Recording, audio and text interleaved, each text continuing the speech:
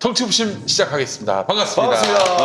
반갑습니다. 안녕하십니까. 자, 네. 오늘도 정치부심을 빛내주시는 세 분 또 만나보겠습니다. 네. 죄송합니다. 네 분이. 네, 저 뺀 건가요? 예? 예. 투명 인간처럼 보여가지고. 저는 뭐 김용희 TV의 한 몸이니까요. 아니지, 아니지. 동체라고 생각하고 있습니다. 황교안과 같이 함께 한 몸이에요. 사라졌는 줄. 그렇죠. 2인 일체. 예. 2위일체. 예. 2위일체. 지렁이 같은 존재죠. 예. 아니에요. 예, 예. 황교안 대표와 함께 사라졌는 줄 알았어요. 아, 그렇습니까? 아이고. 또 그렇게 말씀하시고 마음이 네. 아프네요. 자, 예. 저희 성을 바꾸세요. 예, 성을 예. 갈아야 되겠네요. 그래야 될 것 같습니다. 자, 우리 방송인 황인희 씨. 안녕하십니까. 네. 자, 그리고 열린민주당 김성애 대변인 나오셨습니다. 네, 안녕하세요. 자, 그리고 또 정치평론가이면서 책 이름. 쉼없이 걸어 촛불을 만났다. 만난다. 네, 최민희 작가님 모셨습니다. 안녕하십니까. 자, 그리고 우리 정의당 박원석 의원님 나오셨습니다. 어서 오십시오. 안녕하십니까. 네, 자, 책을 하나 써야 되겠어.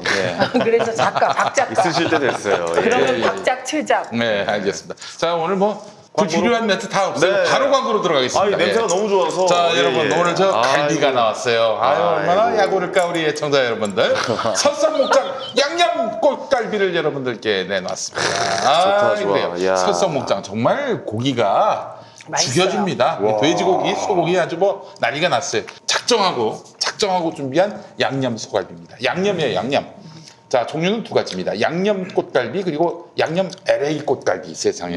LA 갈비도 나왔어요, 오늘. 그러네요. 자, 두 종류 모두 갈비 부위 중 최상급인 6번에서 8번 갈비대만을 엄선해서 신선한 야채와 과일이 더해진 양념으로 정성껏 쟀습니다. 양념갈비. 꽃이 핀 듯, 네, 꽃이 핀 듯 마블링이 풍부해서 꽃갈비라고 불리는데요. 자, 양념 꽃갈비는 50에서 55mm의 두께로 커팅돼서 갈비 부위에 두툼하고도 부드러운 최상급 식감을 한 입 가득 경험하실 수 있습니다. 양념 LA 꽃갈비는 10mm의 두께로 커팅해서 뛰어난 맛과 함께 뼈에 붙은 살코기를 뜯는 재미. 이거 뭐 경험하지 않고서는 모릅니다. 자, 25년 한식 장인의 노하우로 만든 특제 양념을 사용했습니다. 간장 베이스에 신선한 야채와 과일이 더해진 양념은 간이 자극적이지 않고 적당히 달큰짭짤합니다. 아이들이 정말 좋아해요. 자, 가격 소개해드리겠습니다. 양념 LA 꽃갈비 한 팩 400g인데요. 갈비 2대 15,900원. 이 가격으로는 못 삽니다. 자, 양념 LA 꽃갈비 2팩 세트 400g, 갈비 2대 29,800원. 세트 구매 때는 9% 추가 할인합니다. 자, 양념 꽃갈비 한 팩 400g, 갈비 2대 24,900원입니다. 이건 LA가 아니라 말 그대로 양념 꽃갈비. 그 양념 꽃갈비 2팩 세트 400g 곱하기 2.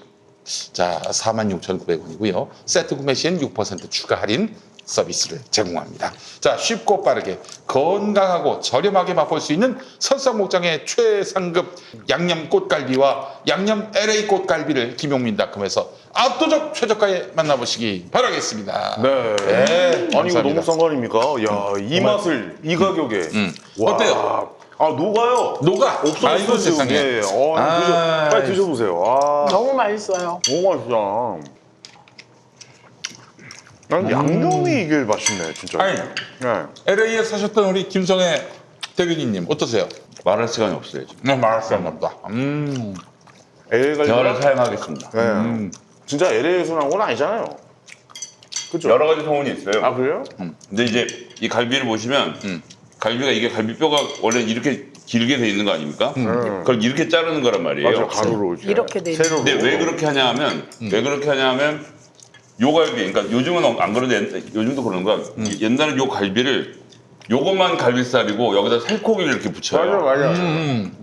그래서 팔았잖아요. 우리나라 갈비가 더 비싸기 때문에 그게 가능한데 미국은 갈비가 기름이 많이 껴서 이거 안 먹는 고기예요. 미국 사람들은 갈비를 안 먹어. 아, 그래요? 네. 우리나라에서 제일 잘 팔리는 갈비가 미국에서는 가격이 제일 쌉니다.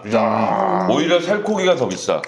그래서 이 갈비에다가 살코기를 묻히는 짓을 하면 돈이 더 낭비인 거지. 그러니까 이걸 그래서 이거 설명 왜 드리냐면 이건 이렇게 되니까 이거는 살코기를 묻힐 수 없고 무조건 갈비살이잖아요. 그래서 이렇게 만들어 판 이유가 이건 100% 갈비살이라는 걸 입증하려고 옛날에 살코기 묻혀서 사기치던 시절에 아, 그렇게 해서 이거를 이렇게 된 걸 이렇게 잘랐다 그래서 레터럴로 잘랐다 그래서 LA 갈비라는 소문도 있고 LA 지역에서 이런 식으로 고기를 잘라서 한인들이 많이 먹어서 LA 갈비라는 소문도 있고 어느 확인이 안 되는데 어쨌건 맛있습니다 이거.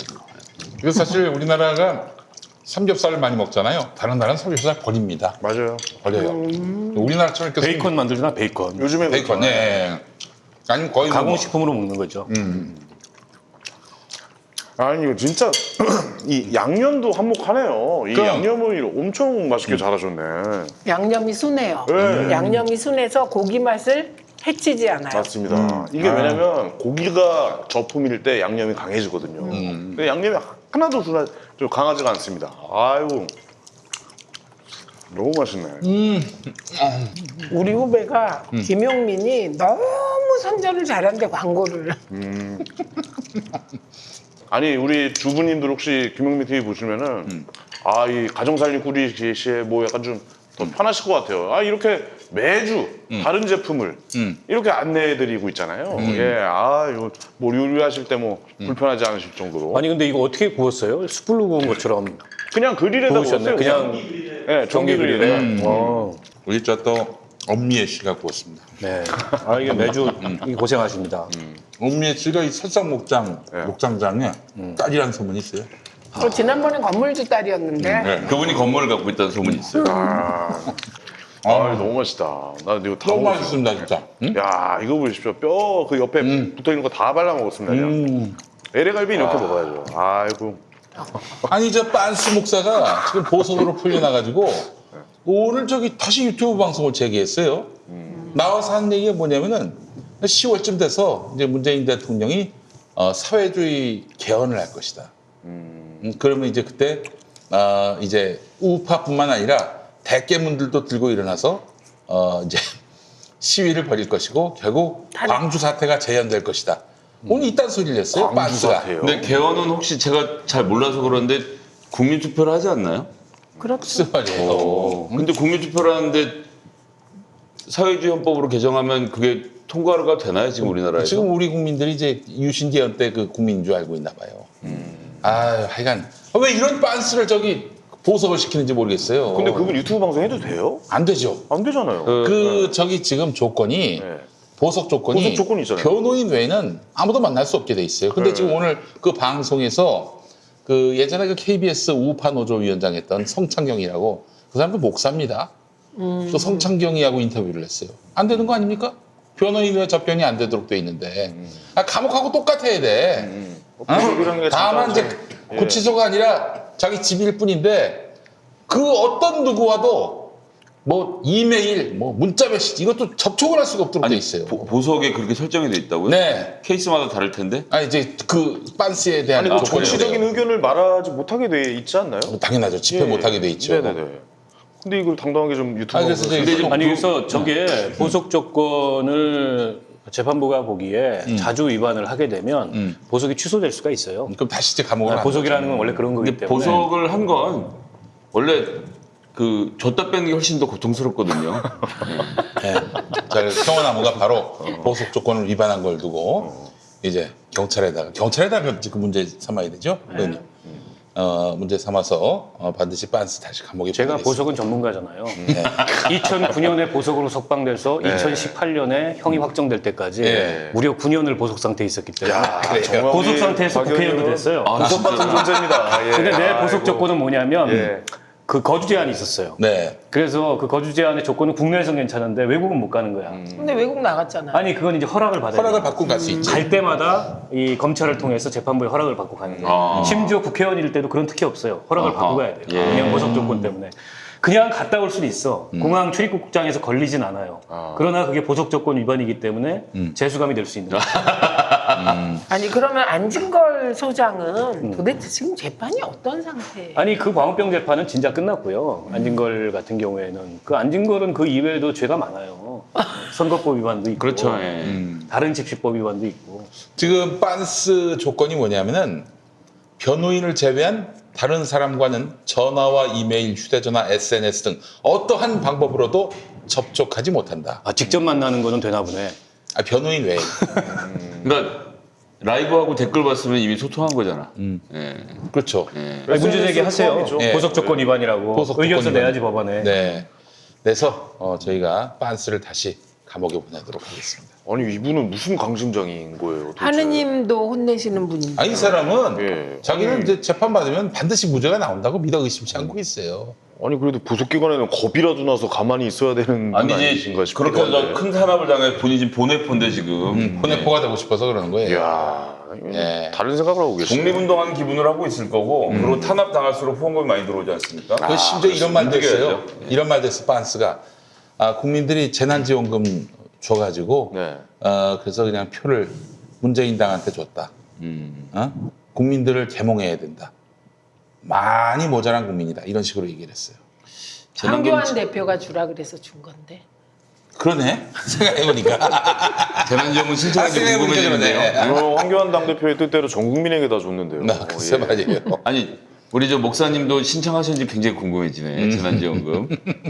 아니 그 감옥에서 줬는지는 모르겠어요. 그리고 재난지원금 지급은 그 선거 후에 지급되지 않았습니까? 그렇습니다. 예. 예. 그런데 뭐 그게 저- 선거에 영향을 미쳤다고. 화요일에 주민등록 끝번호가 2번이라 화요일에 신청해서 아 시작했어요? 수요일에 바로 카드에 꽂혀갖고 나와요 예. 바로? 바로 나와갖고 저 통닭 사 먹었습니다. 아유, 좋습니다. 그렇게 소비하라는 거죠. 아유, 딱딱 사 먹으니까 100만 원에서 2만 3천 원까지고 97만 7천 원 나왔다 이렇게 딱 안내가 그 되더라고요. 문자는 온다면서요? 예, 흥청망청 쓰는 거야 이제 막. 예. 다니면서. 저는 아니- 80년생이라 내일 해야 돼요. 내일 금요일. 아 예. 긴장됩니다. 아니, 근데 그렇죠. 예. 예. 그게 가장한테만 주는 건 행정편의 때문이죠. 아니 그건 아니고요. 이게 이제 가구 단위 지원이잖아요. 애초에 지원이 인별 지원이 아니고 가구에 따라서 가구 지원을 하니까 가구 지원을 하려면 뭐 세대주한테 줄 수밖에 없는 거죠. 네. 아니 그러니까 인적 그러나 이제 그 돈은 나눠야 되는 거지. 세대주가 다 먹으면 안 돼. 아니 지금 우리는 저는 카드도 없어요. 네, 아내가 전려고 있기 때문에. 아니 신청했는지 안 했는지도 모르겠는데요. 누가 세대주세요? 세대주야 남편이. 아니 그럼 하셨겠죠. 확인해 보세요. 아 그런 말씀 안 하셨구나. 몫을 요구하세요. 이만 쉽게 타신 것 지금 같은데. 약간 부글부글하신 남편 분 또 저 3인 가족이잖아요. 주민번호 사인. 끝자리로 뭐 사인? 끝자리가. 그러면 100만 원이거든. 엄마도 있고. 100만 원이거든. 25만 원 내놔라. n분의 1을 요구해야죠. 끝자리를 확인해 보시고 끝자리를 신청한 날이 다 있거든요. 네. 끝자리 맞춰서. 저는 세대주가 저희 집사람으로 돼 있습니다. 아 그래요? 근데 우리 집사람이 신청을 이제 곧 할 텐데 네. 저한테 선언을 했어요. 예. 한 푼도 못 준다. 선거 빚이나 갚아라. 지단하신 거죠, 그거. 예. 아이 그래요. 아니 소송 걸까봐 이거. 경기도 저 용인 같은 경우에는 경기도가 10만 원, 용인시가 10만 원씩 줘가지고 저게 지급된 건 80만 원이에요. 예. 그 지자체가 한 20% 내게 돼 있잖아요. 네네. 예. 그래서 뭐 80만 원 받게 됐습니다. 근데 그게 이제 부천시하고 고양시는 기초자치단체에서 그걸 내서 전액을 다 받아요. 그러니까 그 아, 고양시는 미리 받은 게. 부자죠. 고양시, 부천시가 그렇고 아니 부자야 뭐 성남 같은 데 가서 부자죠. 그리고 이제 용인을 비롯한 26개 그 경기도의 시구는 이런 식으로 약간 삭감이 되고 네. 또 몇 개 시구는 일부 삭감이 되고 그래서 이게 포스트 코로나 시대의 특징이 뭐냐면 어디 사는지가 굉장히 중요해요. 아 그러네. 경기도에 사는 사람들은 다 10만 원씩 받았잖아. 근데 저기 충남 충북 가면 없어요. 예. 거기는 기초도 없고 광역 차원에서도 없어요. 그리고 같은 경기도 내에서도 포천구는 40만 원씩을 줬어요.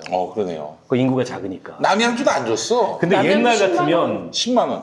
이게 그건 생각해보세요. 경기도만 나간 거예요, 경기도만. 생각해보세요. 아니, 예전 1만 같으면은 원인데. 이거 가만히 있겠냐고. 국민이면 저거 똑같은 모르면 안 국민이지. 되냐. 근데 자연스럽게 이걸 받아들이잖아요. 이게 사실은 지방자치가 성장한 효과라고 오 생각하고 그러네요. 예. 저는 앞으로 포스트 코로나 시대에 그 글로벌 차원에서도 그렇고 그다음에 이 로컬 차원에서도 그렇고 어디 사는지가 굉장히 중요해졌습니다. 그리고 이사 그 가야 지역을 돼. 누가 대표하는가, 나 누가 어떤 고향으로 이사 정치를 갈까? 하는가 이게 굉장히 중요해졌어요. 도지사 역할이 커졌겠네요. 나 고향으로 이사 굉장히 가야겠네. 근데 이번에 보세요. 초기에 그 신천지 막 터져가지고 흔들릴 때 그러니까 전체적으로 국민들의 이 불안 심리가 커지고 흔들릴 때 사실은 여당이 크게 이 마이너스가 안 난 게 사실은 광역자치단체장들의 활약이에요. 그럼요. 이재명 지사, 박원순 김경수 지사, 박원순 시장 이런 게 사실은 초기에 이게 흔들릴 수 있었던 요소를 꽉 잡은 요인이거든. 그런 면에서 봤을 때 예전하고 이제 지방자치의 의미나 개념이 많이 달라질 거예요. 앞으로 가면 갈수록 더. 아니 이재명 어떤 장면이냐면 이재명 지사가 신천지 과천 본사 쳐들어간 거 있잖아요. 그때부터 이게 전환점이 된 겁니다. 그리고 박원순 시장이 이번에 그 어디야 그 클럽, 네 클럽, 이태원 클럽. 예, 이태원 클럽 관련 시설 사실 폐쇄시켜야 되는데 행정 명령 했잖아요. 하여튼 폐쇄가 어렵지 않나요? 일시 폐쇄죠. 뭐. 20폐쇄. 강제적으로 그게 될 수도 있나요? 지금은 어쨌든 보건법상으로는 예, 할 수 있죠. 가능합니다. 집합명령, 집합금지 명령. 아 그렇습니다. 아 그러고 보니까 이재명 도지사가 그 부천시 가가지고 그 니네 빼겠다. 너 그 이 재난지원에서 빼겠다 그러니까 아, 갑자기 다음 날 아, 죄송합니다. 저희도 해주세요 하고 이렇게 들어갔던 것도 생각이 아니, 나네요. 남양주의 경우는 그러고 보니까 처음에 경기도가 100% 다 하잖아요. 남양주 시차원에서 그 지불하는 걸 70%만 하겠다고 한 거예요. 배상을. 네, 그리고 지역 화폐로 하라는데 현금 지원 100% 다 하겠다. 이래서 이재명 지사로부터 페널티 받았죠. 그래갖고 도 차원의 지원금 70억 정도를 못 받고 있습니다. 그러니까 제가 이제 이재명 지사가 일하는 거 보면 확실해요. 확실하긴 해요. 예, 예, 지침 진짜. 딱. 그 지침, 협조, 비협조에 따라서 이게 하더라고요. 그게 이것도 새로운 거예요. 옛날에는 이런 게 없잖아요. 그렇죠. 그랬는데 이게 이제 지방자치가 확실하게 효능감을 국민들한테 이번 이 위기 국면에서 예. 주는 것 같아요. 그래서 포천군에 사는 사람들 얼마나 뿌듯하겠어요. 저 그럼 남 포천은 40만 원씩 1인당 40만 원 받고 이번에 정부 지원은 또 받고 받아요 그대로. 100만 원? 네. 140만 원이네. 그럼 포천으로 이사 가야 되나? 아 게다가 또 저 용인시 같은 경우에는 그 초중고등학교 학생들 둔 가정 명당 20만 원씩 지원을. 그 저기 다행히 저희 집은 초등학생 2명, 중학생 1명. 어머. 예. 그렇습니다. 많이 나오면 혜택이 그러네요. 앞으로 도시 어디에 사는지 지방자치장이 굉장히 누군지 이걸 좀 잘 보고 지역을 선택하셔야 아니 돼요. 그것도 그렇고 예. 저는 이 재난 기본소득이 반드시 성공해야 맞습니다. 어차피 우리 예, 사회가 예. 4차 산업혁명 시대에 기본소득의 길로 안 갈 수가 없어요. 기본소득의 길로 안 갈 수 없기 때문에 확실히 한 10년 정도 땡겼다는 얘기도 있더라고요. 그렇죠. 기본소득을 도입하는 우리가 어떤 문턱을 이제 넘었다. 첫 단추죠. 네, 예. 차원에서 굉장히 그런 의미가 있는 것 차원도 같아요. 있고 그런 네. 차원도 있고 사실 이거는 기본소득이 아니고 재난지원금을 주는 건데 재난지원금을 주는 이유는 그러니까 그 각 개개의 가구가 어려워서 돈을 주는 성격도 있고 한편으로는 돈을 아무도 안 쓰고 위축이 돼 있으니까 그 경기를 살리기 위한 성격도 있거든요. 그리고 이게 지금 다 신용카드로 지급되고 이래서 어디에 가서 쓰고 있는지를 지금 다 학자들이 추적을 하고 있어요. 네. 이런 결과를 보는 것도 재미있을 텐데 그래서 이건 재난이기 때문에 주는 일시적인 일회성의 지원금이거든요. 근데 물론 사정이 어려워져서 이걸 한 번 더 주고 2번 더 주고 3번 더 줄 수는 있겠지.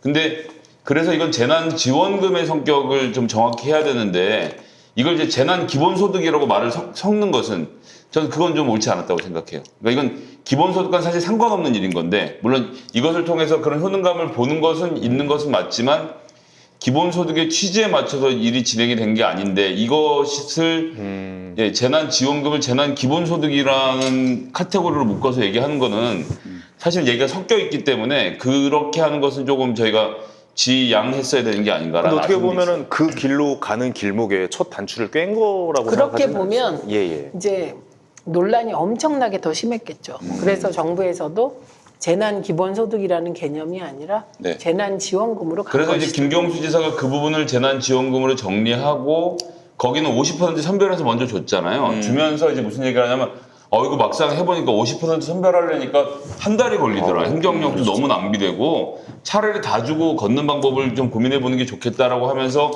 계속 외곽에서 때리면서 들어왔기 때문에 기재부가 결국은 두 손 들고 100% 지급으로 돌린 거거든요. 근데 이제 와서 드리는 말씀이지만 대통령께서도 처음부터 100% 지급을 하는 것을 선호하셨다라고 해요. 그런 것을 이제 기재부를 직접 압박하지 않고 때를 기다리면서 여론을 만들어가는 과정, 그 여론에 박원순, 이재명, 김경수 같은 이런 자치단체장들이 힘을 보태주고 그래서 여론이 돌아서고 절대 다수, 그러니까 60% 넘는 국민들이 야 이거 다 줘야 되는 거 아니냐라고 하는 순간 민주당이 기재부를 적절하게 때리고 그래서 기재부가 100%로 넘어가는 과정 이 모든 것들이 보면 그러니까 대통령, 자치단체장, 당 이렇게가 함께 이 서로 포지션에 맞게 업무를 해서 결국은 기재부를 움직였다는 점에서 그러니까 민주당이 드디어 기재부가 민주당 말을 듣기 시작하는 저는 어떤 상징적인 사건으로 예, 저는 그렇게 이 과정에서 가장 중요한 역할을 한 사람이 황교안 대표라고 진짜 생각을 해요. 맞습니다. 왜냐하면 예, 예. 이게 대통령과 그 당을 빼고 정부와 청와대가 70%로 처음에 결정한 그렇죠. 거거든요. 예. 선별 지원으로.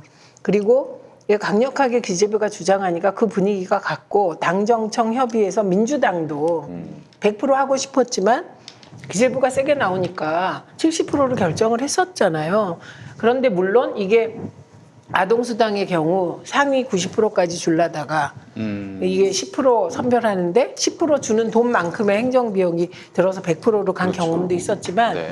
저는 그게 선거 때 황교안 전 대표가 전 국민에게 50% 주자. 맞아요. 그게 사실은 변곡점이었어요. 그러니까 다들 조금씩 역할을 하신 50만 거예요. 원 주자. 50만 원. 큰 획을 그었네요. 그분께서. 예, 예. 근데 그 나흘 전에는 본인이 봐주는 반대했다가. 거는 뭐 이제 길거리 돈을 뿌린 꼴이라고 욕하다가 나흘 만에 뒤집어서 본인 투표를 더 깎아먹었지만 그래서 그거를 이제 민주당에서 확 낚아채서 이제 쭉 끌고 간 것이죠.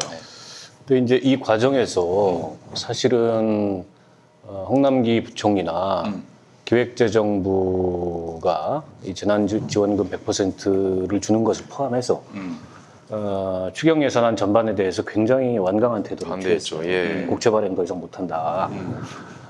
그리고 뭐 지출구조 조정 뭐 등등의 얘기를 했고 그래서 결국에는 2차 추경의 국채 발행을 최소화시켰습니다. 그리고 재난지원금에도 무슨 뭐 기부 이런 단서를 기재부가 붙였고 3차 추경에 관해서 정세균 총리 입을 통해서 3차 추경은 지출구조 조정을 통해서 한다. 그러니까 결국에는 이른바 이제 균형재정론에 기초한 그런 어떤 기재부의 재정 원칙을 계속 고집하고 있는데 근데 한번 두 가지 측면에서 생각을 해봤으면 좋겠어요. 하나는 기재부는 공무원들입니다. 그러니까 결국에는 선출된 권력이 의사결정을 하는 거고 네. 그 의사결정을 집행하는 거예요. 근데 대한민국의 재정 운영은 마치 그들이 주인인 것처럼 굴어요. 글쎄 말이에요. 국간지기가 국간 주인 노릇을 하려고 하는 거죠. 예, 예. 그러니까 제도적으로는 예산 편성권이 정부에 있고 그게 기재부에 있잖아요. 네. 그리고 언터처블이에요. 예산 편성권은. 저는 이게 근본적으로 잘못됐다고 생각을 하고. 예산이 힘이 제일 세죠, 사실. 그래서 의회의 예산 편성권을 줘야 된다. 지금은 정부가 동의하는 범위 내에서만 증액도 할 수 있어요. 국회 마음대로 증액을 못 합니다. 감액한 만큼만 또 증액할 수 정부 있고. 동의를 받아야만 증액을 할 수 있어요. 그러니까 기재부가 주인 노릇을 저는 하는 거라고 보고. 근데 웃긴 거죠. 선출되지 않은 권력이 선출된 권력인 국회에서도 그렇게 하자 그러고 대통령도 그런 의중을 갖고 있는데 나는 생각이 다르다. 국회에 와서도 그랬잖아요. 또 한 번 지급한다면 자기는 뭐 100% 지원 동의할 수 없다 이런 얘기를 했잖아요. 저게 사실은 정상적이면은 저는 해임감이다. 솔직히 말해서 이렇게 생각을 하고 또 한 가지는 지금 이제 수요, 공급, 소비 전반적으로 경제가 다 쪼그라들고 있어요. 근데 우리나라 기재부 관료들한테 이상한 원칙이 있는데 그 국가 채무 비율이라는 거 있잖아요. 네. 이게 GDP 40% 이내여야 된다. 근데 이건 어떤 경제학 이론에도 없습니다. 그 자기들이 어떤 만든 경제학 얘기예요. 교과서에도 없어요. 그냥 자기들이 만들어 놓은 도구만데. 근데 보세요. 지금 공급, 수요, 소비가 다 위축되니까 GDP의 국가 채무 비율의 분모가 뭡니까? 분모가 GDP예요. 네. GDP가 쪼그라듭니다. 그러면 당연히 채무 비율은 올라가게 돼 있어요. 그래서 GDP를 쪼그라들지 않게 하려면 정부가 빚을 내서라도 돈을 풀어야 되는 거예요. 이 GDP를 유지해야 국가 채무 비율이 유지가 되는 겁니다. 빚을 조금 더 낸다 하더라도. 근데 오늘 청와대 경제수석이 그 얘기 했더만요. 청와대 경제수석은 홍남기하고 좀 다른 것 같은데 GDP가 쪼그라들 수 있기 때문에 국채 발행해가지고 어쨌든 경제를 유지해야 돈을 된다. 풀어야죠. 예, 예. 지금 그래야 될 타이밍에 전 세계가 다 그러니까 그렇게 하고 있습니다. 근데 저는 지금 이제 이 예. 구조가 유지되는 이유를 생각해 봐야 되는데 그러면 왜 기재부가 이렇게 세게 나올 수 있냐.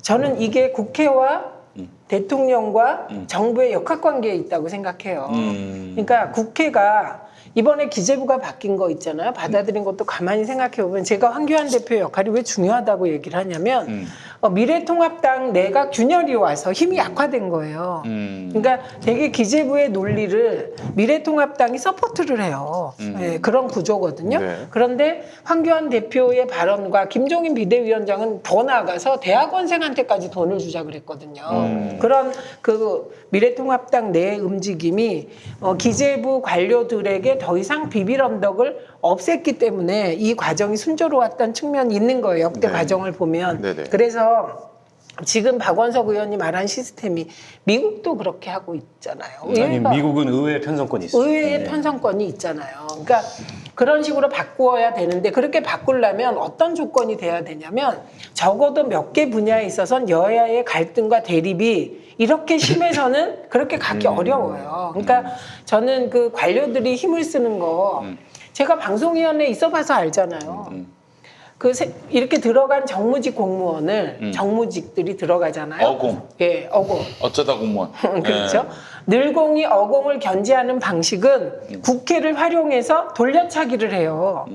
예를 들면 저를 견제하려면 저는 여당 추천이잖아요. 네. 당시 노무현 정부 때니까. 네. 그러면 그 야당 추천위원들과 어공들이 손을 잡고 국회 한나라당을 통해서 국회에 저를 불러서 돌려차기를 한다고. 이런 시스템 하에서는 박원석 의원이 얘기한 그런 기재부 관료에 대한 국회 통제 시스템, 대통령의 관리 시스템이 작동하기 어렵죠. 이게 굉장히 중요한 포인트죠. 저는 이제 여기서 하나 좀 얘기하고 싶은 게 재정 건전성이라는 말 자체도 웃기는 말이고 40%로 한 건 기준도 없는 거는 둘째치고 지금 중요한 것은 우리나라뿐만 아니라 전 세계 모든 국가들의 부채 비율이 올라가고 있거든요. 경제가 어려우니까 다들 돈을 푸니까. 그러니까 건전성이라는 게 있다 쳐.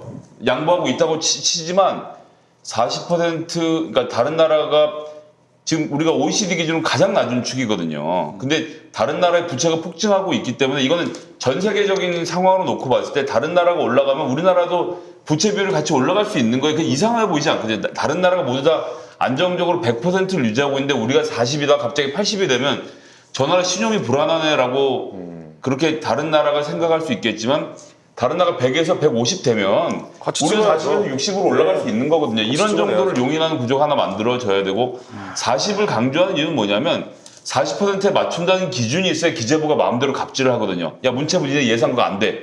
5조 깎아. 이런 얘기를 하는 맛을 계속 즐기기 위해서 하는 건데 이것을 막으려면 기획재정부를 해체하고 예산 관련돼서 전담하는 공무원들을 예산처로 바꿔서 국회로 끌고 들어오면 돼요. 입법부로. 입법부로 끌고 들어서 입법부 산하에 예산을 담당하는 공무원들을 배정하고 이 사람들이 입법부 공무원으로 예산을 짜고 거기에 대한 국회 통제를 받는 것으로 제도를 바꾸면 되거든요. 여기에 대한 여러 가지 합의는 있어야 되겠지만 저는 기본적으로는 그런 좀 담대한 틀부터 포함해서 논의를 해야 될 때가 아닌가라고 생각합니다. 검찰이 그 모든 권한을 다 갖고 있는 것처럼 우리나라의 기획재정부는 정말 무소불위예요. 뭐 재정, 경제 기획, 그리고 예산, 뭐 공기업 지자체 그냥 모조리 다 이 기재부에 오케이를 받지 않으면은 돈을 가져갈 수 우리나라에서 없어요. 재벌 총수랑 네. 가장 골프 치는 네. 두 사람이 검사하고 기재부 직원들하고 해요. 네. 생각해 보세요. 그러니까 이 그렇잖아요. 기재부 공무원들을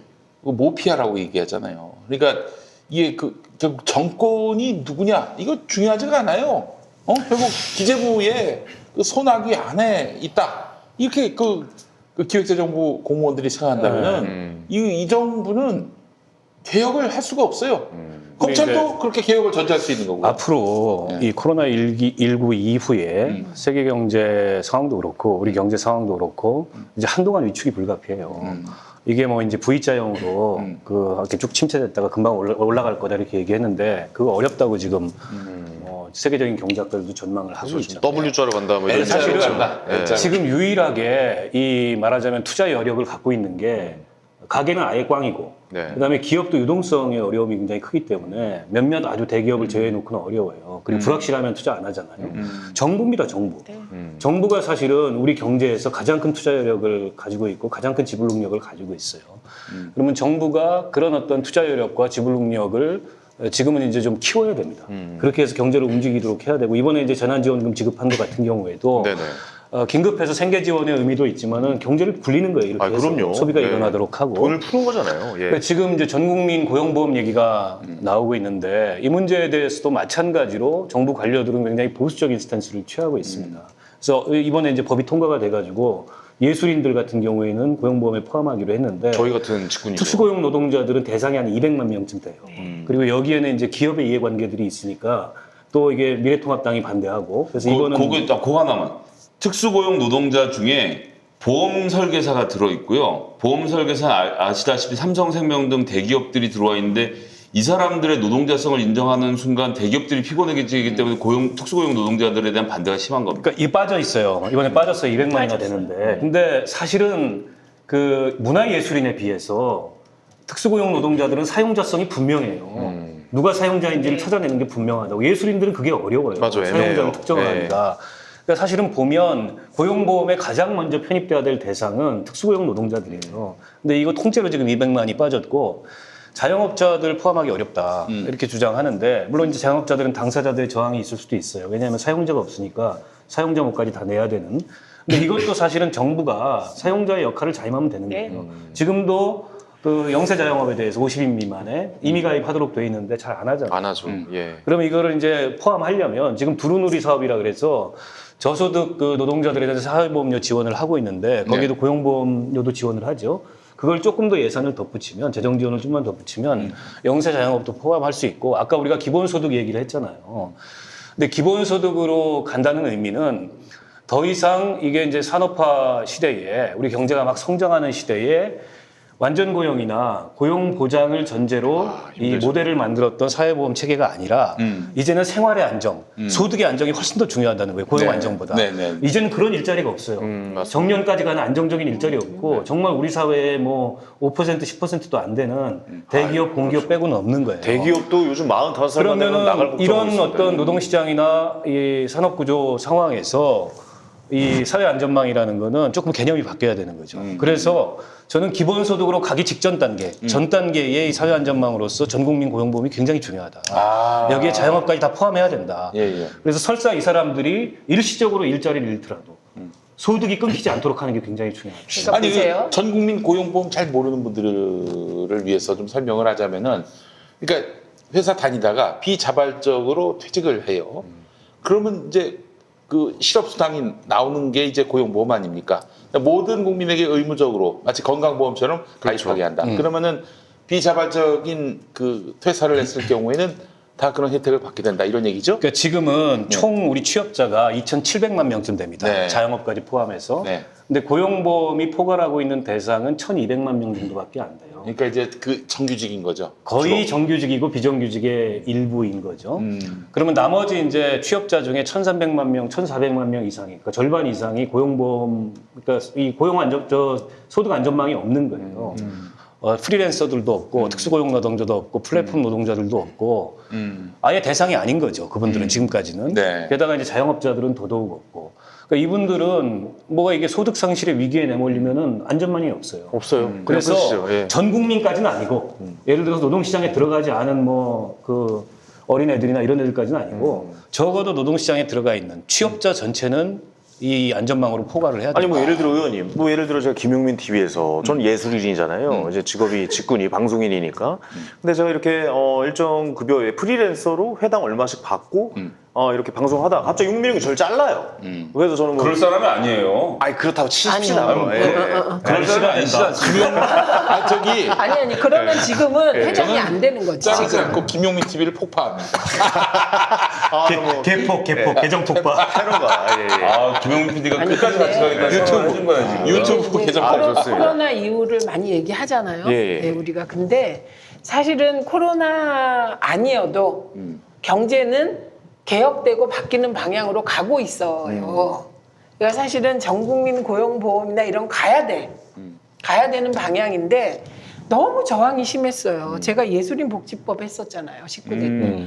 와, 맞아요. 그 예술인 기억납니다. 복지법 예. 하나 하는데도 그렇게 자유한국당, 새누리당은 왜 그러는지를 모르겠더라고. 그런데 그 저항이 약해졌기 때문에 사실은 그게 아까 얘기했지만 기본소득으로는 못 가더라도 재난지원금이라는 형태로 전 국민에게 사실은 일정한 돈을 나눠주는 거잖아요. 맞습니다. 예. 마찬가지로 이번에 저는 되게 긍정적인 측면도 있어요. 어차피 가야 돼. 전국민 고용보험이랑 아무리 스위스에서 국민투표로 기본소득이 부결됐어도 저는 4차 산업혁명 사회로 가면 갈수록 기본소득 개념은 도입돼야 한다고 생각하거든요.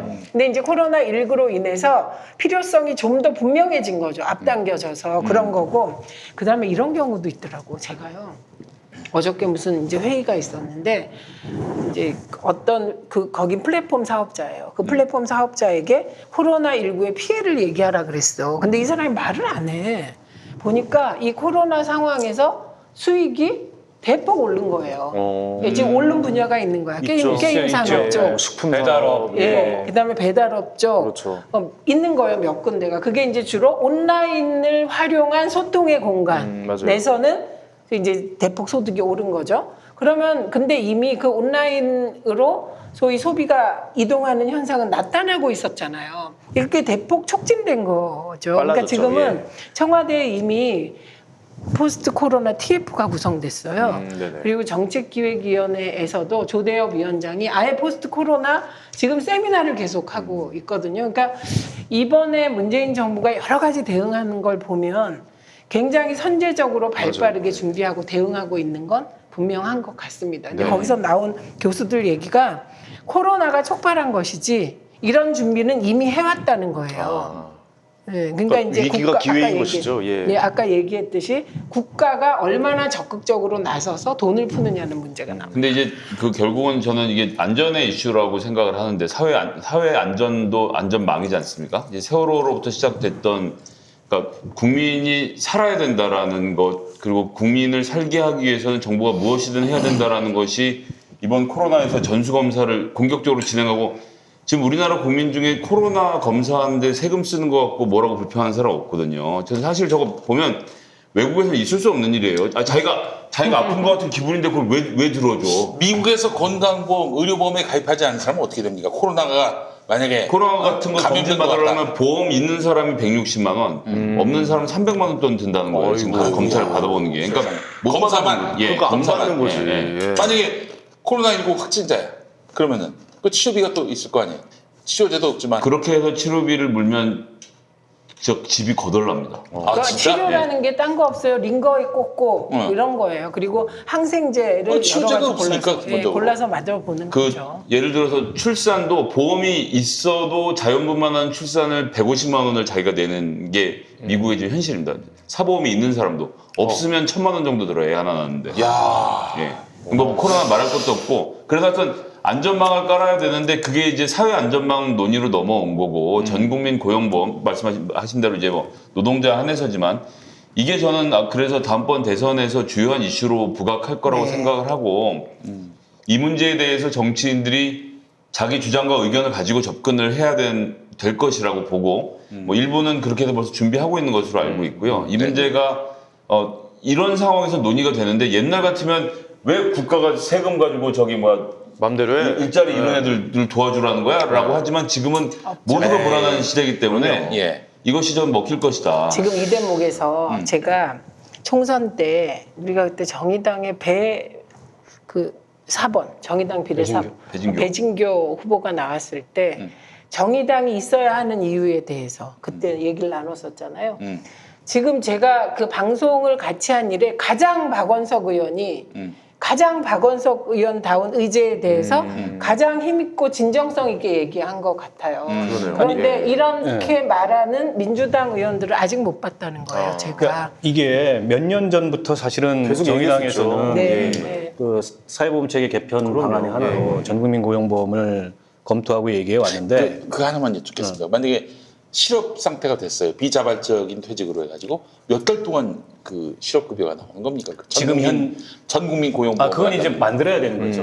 지금 현재 고용보험 수준으로 할 건지 네네네. 아니면 그 실업급여의 이 지급액과 네. 지급 기간을 더 늘릴 건지 이제 더 늘려야 된다는 방향으로 논의가 될 수밖에 없을 것 같고요. 6개월 이상으로. 지금 왜냐하면 이제 실업 위험이 굉장히 커지고 있기 때문에 그리고 이제 자영업자들 같은 경우에 실업 상태를 뭘로 볼 거냐. 지금 이제 임의가입 그 차원에서는 폐업했을 때 실업급여를 받을 수 있도록 돼 있어요. 폐업 신고했을 때. 근데 보세요. 지금 폐업하고 싶어도 못해요. 그렇잖아요. 자영업자들이 예, 예. 쉽게 폐업을 하고 싶어도 못해요. 장사는 안 돼요.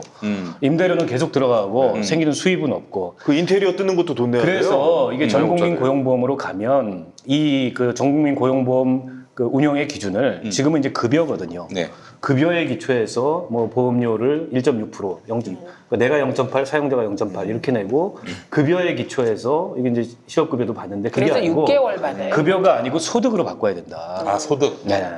그래서 소득이 배당으로 얘기하는데. 네, 소득이 줄어들거나 줄어들었을 어떤 때. 기준을 딱 정해놓고 예를 들어 서 자영업자 같은 경우에 100만 원. 네네. 그러면 100만 원이 안 되면은 이게 나가는 거죠. 100만 원 이하일 때. 예, 뭐 이런 식으로 급여에서 소득으로 바뀌어야 되고 그러면 이제 이 보험의 성격이 고용보험이라기보다도 취업자 소득보험 같은 성격으로 바뀌는 거 아니냐. 이게 이제 최근에 노동연구원 같은 데서 연구원들이 이제 검토한 의견들인데 아직 조금 더 토론이 돼야 되고 이거 단계적으로 갈 수밖에 없어요. 워낙 자, 덩어리가 그다음에 큽니다. 저 요거 하나만 여쭤봐도 아니, 됩니까? 정의당- 그 아니. 보험금 있잖아요. 보험금이 내야 되잖아요. 어쨌든 고용보험도. 네. 그러면 의료보험 수준 정도로 나오는 겁니까? 아니면 그보다는 지금 훨씬 요율이 낮아요. 요율이 1.6%이기 낮습니다. 때문에 알겠습니다. 예. 자기 급여에. 그다음 이 대목에서 이제 정의당이 왜 정의당이 중요한지 제가 계속 얘기했거든요. 집권하면 집권당은 선제적으로 제도를 치고 나가기가 어려워. 특히 노동의제라든지 환경의제라든지 있어요. 그래서 어쩔 수 없다. 그다음에 또 하나 열린민주당이 이 나온 김에 얘기 나온 김에 대통령께서 열린민주당 대표에게 전화를 하잖아요. 네네. 네. 전화를 해서 권력기관 개혁에 대해서 관심을 좀 가져달라고 합니다. 네. 예, 순서로 놓고 보면 그 최강욱 대표가 열린민주당 뭐 요즘 어떻게 하고 계시냐라는 질문에 뭐 이제 민주당이 몸집이 커져서 그러니까 민주당이 커진 몸집으로 할 수 없는 일들이 있고 그런 부분들에 대해서 우리가 또 좀 그 열심히 하고 선도적으로 하려고 한다는 얘기를 하니까 이제 그 말씀에 받아서 대통령께서 이제 그런 이제 권력기관의 개혁 문제에서 민주당이 좀 그러니까 열린민주당이 좀 앞장서달라는 또 당부의 말씀하신 말씀을 거죠. 하신 거죠. 그러면 대통령께서 그 말씀 하나를 하실 때 그냥 덕담하시는 분 아니시잖아요. 그렇죠. 예, 다 내용을 갖고 얘기하시는데 지금 상황을 보면 잘못하면 권력기관 개혁 혹은 그 심화 과정, 그죠? 그러니까 검찰 공수처 설치, 그다음에 공수처 설치 이후에 검찰 개혁은 계속돼야 되잖아요. 그게 사법 개혁으로 이어져야 되는 거잖아요. 그런데 이게 자칫 잘못하면 힘을 못 받을 수도 있는 상황인 거예요. 왜? 지금 국민들은 과거에는 검찰 개혁을 이미 과거라고 생각하는 거예요. 공수처 설치하기로 했고 촛불 들어서 법이 통과됐는데 뭘 더 이렇게 생각을 하는 거죠. 그런데 실질은 그렇지 않거든요. 공수처 설치 입법이 계속 돼야 되고 이제 시작이죠. 이걸 예. 누군가가 의제로 만들고 끌고 가야 돼요. 그런데 저는 이미 민주당은 그것을 중심에 놓기에는 코로나 이후에 우리나라 상황 그리고 경제 상황에 너무 어려워서 여기에 집중하게 될 거라고 봐요. 그러니까 열린민주당이 진짜 중요한 역할을 지금 해줘야 되는 것인 거죠. 그리고 이제 그 대통령 말씀하신 게 뭐 나왔으니까 한마디 더 보태면 그 대통령께서 그 이제 무슨 말씀하시냐면 이게 선거 기간 뭐 당선이 됐건 낙선이 됐건 이제 동고동락한 후보들에 대해서도 치하를 하시면서 그 다음에 열린민주당 당원들을 격려하는 말씀을 하셨다는 거거든요. 최강욱 대표에게. 근데 그 얘기는 뭡니까? 너만 알고 있어. 내가 너희 열린민주당 당원들을 격려한 것을. 이게 아니잖아요. 그러니까 그렇게 말씀하셨다는 자체가 이 내용을 열린민주당 당원들에게 널리 알려달라라는 또 당부의 말씀이었기 때문에 제가 그 내용을 공개를 한 것이고 그런 말씀들의 일단 내용을 보면 지금 말씀하신 대로 검찰개혁이 지금 저희가 남아있는 게 21대 국회에서 검찰과 경찰, 즉 수사권 완전히 분리를 해서 끊어내야 돼요. 네.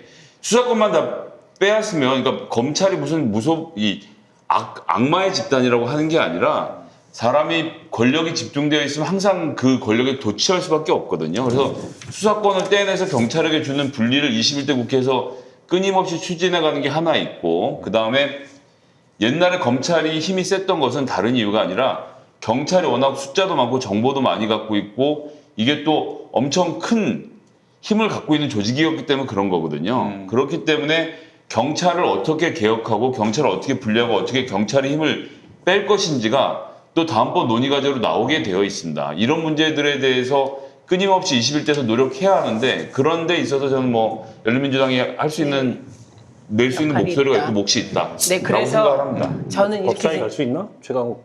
네. 갈 수 있을 것 같은데 내가 보기에 왜냐하면 제가 그냥 말씀드리는 게 아니라 민주당의 주요 우리가 얘기한 사업의 방향이 권력기관 개혁이기 어려운 조건으로 판이 만들어지고 있다고 네. 보기 때문에 최강욱 당선자가 할 일이 되게 많아지는 것 같아요. 그래서 결과를 놓고 보면 진짜 국민들은 필요한 당에게 저는 이제 조금 부족하다고 생각하는데 양당이 필요한 당을 국회에서 일할 수 있는 최소한의 의석을 나눠주신 거죠. 이제 이후에 열린민주당 얘기가 나와서 그런데 이제 뭐 서로 이제 그 연대하는 형태로 해서 민주당과 열린민주당의 관계가 설정이 된다 이렇게 봐야 되겠네요. 뭐 일단 대통령께서도 그렇게 정리를 한번 해주신 거라고 저는 생각을 하고요. 민주당하고 선거 기간에는 사실 그러니까 이게 프로잖아요. 링이 올라가서 서로 때리고 맞을 수 있단 말이에요. 예, 그건 거기서 끝나는 거지. 링 밖에 내려와서 그 문제를 갖고 야 네가 어떻게 나한테 꼰통하면서 때릴 수 있어 이렇게 문은 시비를 못 걸잖아요. 어떻게 너 급소를 때리냐 갑자기. 그러니까 예. 이런 거 선거 기간이란 건 그런 거거든요. 그렇기 때문에 저는 물론 이제 열린민주당 지지해 주신 분들도 그렇고 더불어시민당을 지지해 주셨던 분들도 그렇고 서로 간의 감정 싸움이 아직 남아 있고 지금 채팅창에서도 이제 계속 그런 얘기들이 나오는 것 같은데 여하튼 이제 그런 시기는 지나갔습니다. 그리고 민주당하고 사이가 나쁘게 움직일 이유도 없고요. 한 몸이잖아요. 민주당이 예. 할 수 있는 민주당이 할 수 없는 민주당의 이야기들을 계속 해가는 구조에서 저희들의 역할이 있을 거라고 생각을 합니다. 예, 예, 알겠습니다. 지금요 예. 따로 한다 같이 한다를 가지고 논의할 필요가 없어요. 국민들이 궁금해하지 않아요. 네. 연대는 분명한 거고. 예, 예. 그러니까 기자들이 177 플러스 3하면 180이 되니까 이거 뉴스거리가 되겠네. 어떻게 생각하세요?라고 물어보는 거지 사실. 예, 별 중요하지 않아요. 왜냐하면 안에 있건 지기상은 밖에 없다. 있건 예, 보조를 예. 같이 하면 되는 그렇죠. 거죠. 그걸 네. 연대라고 하는 건데 네. 저는 열린민주당의 운명은 연동형 비례대표제에 대한 이후 국회 논의에 따라서 달라질 거라고 생각합니다. 그러니까 조금 큰 틀에서 봐야 될 필요는 있는 거죠. 알겠습니다. 기